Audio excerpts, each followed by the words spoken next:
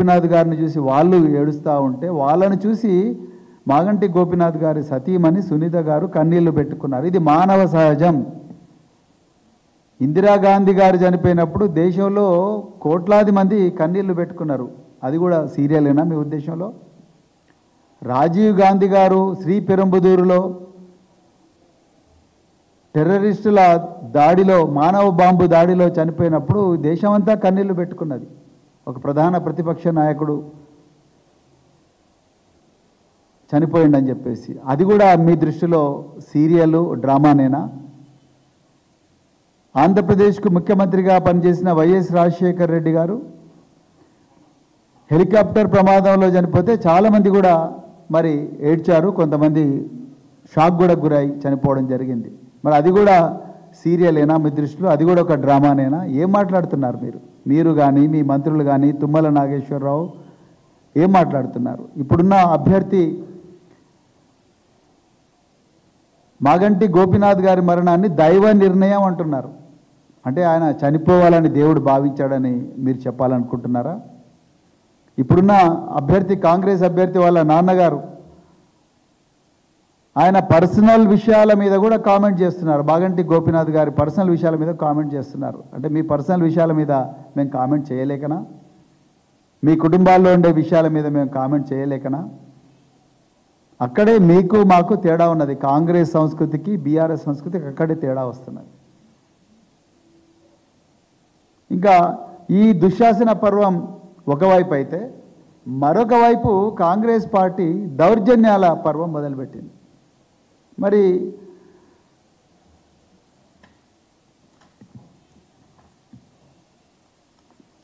పదో తారీఖు నాడు మాగంటి సునీత గోపీనాథ్ గారు ఆమె 1 గంట ప్రాంతంలో ఒక మసీదు ఎదురుగా జామా మసీద్ ఎదురుగా బాకీ కార్డుల కార్యక్రమానికి భాగంగా అందులో ఆమె రోడ్డు మీద నిలబడి మసీదు లోపల కాదు, మసీదు లోపలికి ముస్లింలు మహిళలకు సపరేట్గా మసీదులు ఉంటాయి, పురుషులు పోయే మసీదు లోపలికి మహిళలు పోరు. అది ఇస్లాం మతం యొక్క సాంప్రదాయం. మహిళలు సపరేట్గా ఇళ్లలో ప్రార్థన చేసుకోవచ్చు, లేకపోతే సపరేట్ మసీదులోకి వెళ్ళొచ్చు. సో అక్కడ చాలామంది కూడా ప్రార్థన చేయడానికి వెళ్తుంటే రోడ్డు మీద నిలబడి, మసీదు లోపలికి కాదు, రోడ్డు మీద నిలబడి ఆమె బాకీ కార్డులు, కాంగ్రెస్ పార్టీ ఈ విధంగా మనకు బాకీ ఉన్నది, తెలంగాణ ప్రజలకు బాకీ ఉన్నది అని చెప్పే ప్రయత్నం ఆమెతో పాటు ఒక 4-5 చేసిండ్రు. అది ఎట్లా నేరం అవుతుంది? మరి ఒకవేళ మీరు నేరంగా భావించుంటే ఆమెకు ముందు నోటీస్ ఇవ్వాలి కదా. మోడల్ కోడ్ ఆఫ్ కండక్ట్ ప్రకారం, రిప్రజెంటేషన్ ఆఫ్ పీపుల్స్ యాక్ట్, అదేవిధంగా మోడల్ కోడ్ ఆఫ్ కండక్ట్ ప్రకారం ఆమెకు నోటీస్ ఇవ్వాలి కదా. ఆ నోటీస్ ఇవ్వలేదు. నోటీస్ ఇవ్వకుండా మరి ఒక డిప్యూటీ తహసీల్దార్ ఇచ్చిన కంప్లైంట్ మీద వెంటనే ఆయన కంప్లైంట్ ఇచ్చిండో లేదో, ఆయన 1 గంటకు కంప్లైంట్ ఇచ్చిండు. ఆయన ఇవ్వగానే ఆయన 1 గంటకు చూసిండు, 3 గంటలకు పోయి పోలీస్ స్టేషన్లో కంప్లైంట్ ఇచ్చిండు. పోలీస్ స్టేషన్లో కంప్లైంట్ ఇవ్వగానే జూబ్లీహిల్స్ పోలీస్ స్టేషన్లో మాగంటి సునీత మీద, అదేవిధంగా మాగంటి సునీత వాళ్ళ డాటర్ చిన్న అమ్మాయి అక్షర అనే అమ్మాయి మీద కేసు రిజిస్టర్ చేసింది. దాంతోపాటు ఇంకా 5 మందిని పెట్టి ఇంకా అదర్స్ అనే కాలం కూడా పెట్టింది. ఎవరికి తెలియదు ఈ గేమ్లు?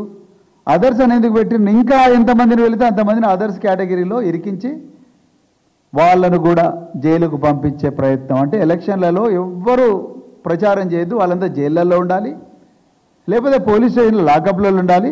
కేవలం రేవంత్ రెడ్డి, ఈ కాంగ్రెస్ మంత్రులు వివేకానంద్, తర్వాత తుమ్మల నాగేశ్వరరావు, అదేవిధంగా పొన్నం ప్రభాకర్, ఇంకా వీళ్ళందరూ కూడా నిరంతరాయంగా ప్రచారం చేయాలి. బీఆర్ఎస్ వాళ్ళందరూ కూడా జైల్లో ఉండాలి. అదేనా మీ ప్లాను? చిన్న అమ్మాయి మీద కూడా కేసు పెట్టడానికి మీకు మనసు ఎక్కడొచ్చింది? తండ్రిని కోల్పోయిన బిడ్డ, తల్లికి సపోర్టుగా రోడ్ల మీద తండ్రి చేసిన మంచి పనులను మళ్ళీ కంటిన్యూ చేయాలి. ఒక కుటుంబంగా ఈ ప్రాంత ప్రజలను, మహిళలను, హిందువులను, ముస్లింలను, క్రైస్తవులను, అన్ని వర్గాలకు చెందిన ప్రజలను మంచిగా చూసుకోవాలి. ఈ కాంగ్రెస్ పార్టీ మోసాల నుంచి రక్షించాలి. వాళ్ళ నాన్న యొక్క మంచి పనుల యొక్క పరంపరను కొనసాగించాలని ఒక బిడ్డ తల్లికి తోడుగా పోతే ఆమెను ఏటుగా పెట్టి, అక్యూజ్డ్గా పెట్టి ఆమె మీద ఎఫ్ఐఆర్ చేశారు. వాళ్ళు రోడ్డు మీద నిలబడితే మసీదు ముందర పెట్టి మసీదు అని చెప్పారు. అసలు ఏ చట్టం చెప్తుంది మా రోడ్డు మీద నిలబడకూడదని? రిప్రజెంటేషన్ ఆఫ్ పీపుల్స్ యాక్ట్ చెప్పారు. Prevention of misuse of religious places అని ఒక 1988లో వచ్చిన యాక్ట్ను దీంట్లో ప్రయోగించారు. అసలు 1988లో ఈ యాక్ట్ ఎందుకు వచ్చింది తెలుసా? ఆనాడు మత కల్లోలాల్లో రిలీజియస్ ప్లేసెస్ అన్ని కూడా వాడబడుతున్నాయి, అందుకొరకు ఈ రిలీజియస్ ప్లేసెస్ మత కల్లాల్లో వాడబడకూడదు అని చెప్పి తీసుకొచ్చిన యాక్ట్ ఈ prevention of misuse of religious places. దాన్ని తీసుకొచ్చి ఇక్కడ పెట్టిండ్రు. 223 బిఎన్ఎస్ ప్రయోగించారు, 174 బిఎన్ఎస్ ప్రయోగించారు. 174 బిఎన్ఎస్ 223 బిఎన్ఎస్ ఏం చెప్తున్నది? ఎవరైనా రిలీజియస్ హెడ్, మత పెద్ద ఎవరైనా ఈ ఓటర్లను ప్రభావితం చేస్తే ఆయన మీద కేసు పెట్టాలి. రోడ్ల మీద నిలబడి తమ పార్టీ ప్రచారాన్ని చేసుకునే వ్యక్తుల మీద కేసు పెట్టడానికి రాదు. అంటే ఆయన 3 గంటల కంప్లైంట్ ఇస్తాడు, అట్లా కంప్లైంట్ ఇవ్వగానే కేసు. ఇక మీరు చూడండి, ఇంతకన్నా ఘోరం ఉంటుందా? ఇలా రేవంత్ రెడ్డి హోంమంత్రి ఉండడం వల్ల ఆయన పోలీసు వాళ్ళందరినీ కూడా ఈ బీఆర్ఎస్ ఏవైతే 400 బూతులు ఉన్నాయో 400 బూతుల్లో ప్రచారం చేసే బీఆర్ఎస్ నాయకులందరి మీద కూడా నిఘా పెట్టిండు. ప్రతి ఒక్క టీం మీద ఒక బూత్కి ఒక ఇంటెలిజెన్స్ కానిస్టేబుల్ని పెట్టిండు, ఒక ఇంటెలిజెన్స్ ఆఫీసర్ని పెట్టిండు. వీళ్ళు అడుగు తీసి అడిగేగానే కేసు. ఎంతమంది మీద కేసులు పెడతారు?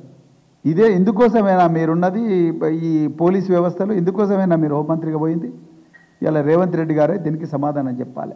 ఇక ఒకవైపు మాగంటి సునీత గోపినాథ్ గారి మీద ఆమె చేయని నేరానికి ఆమె మీద ఆ అమ్మాయి మీద కేసు పెడితే, ఇంకొక వైపు పోలీసు వాళ్ళ పక్షపాత వైఖరి ఏ విధంగా చూడండి.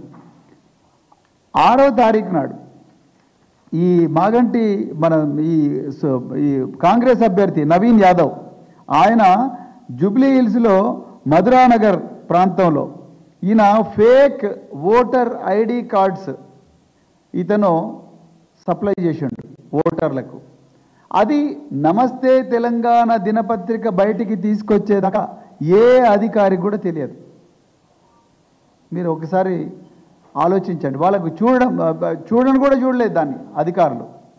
సో ఆయన మరి ఓటర్ ఐడి కార్డు తీసుకొచ్చిన అది నమస్తే తెలంగాణ దినపత్రికలో వస్తే అప్పుడు ఈ రజనీకాంత్ రెడ్డి అనే ఎలక్టోరల్ రిజిస్ట్రేషన్ ఆఫీసరు ఆయన పోలీస్ స్టేషన్కు పోయి, ఇదే మధురానగర్ పోలీస్ స్టేషన్కు పోయి అప్పుడు ఆయన కంప్లైంట్ ఇస్తాడు. కంప్లైంట్ ఇస్తే అప్పుడు రాత్రి 7 గంటలకు కేసు రిజిస్టర్ అవుతుంది. పత్రికలో రావాలి, పత్రికలో వచ్చిన తర్వాత ఆ పత్రిక అంటే ఒకరోజు ముందరనే జరుగుతుంది. 24 గంటల తర్వాత 48 గంటల తర్వాత దీని మీద కేసు రిజిస్టర్ అవుతుంది.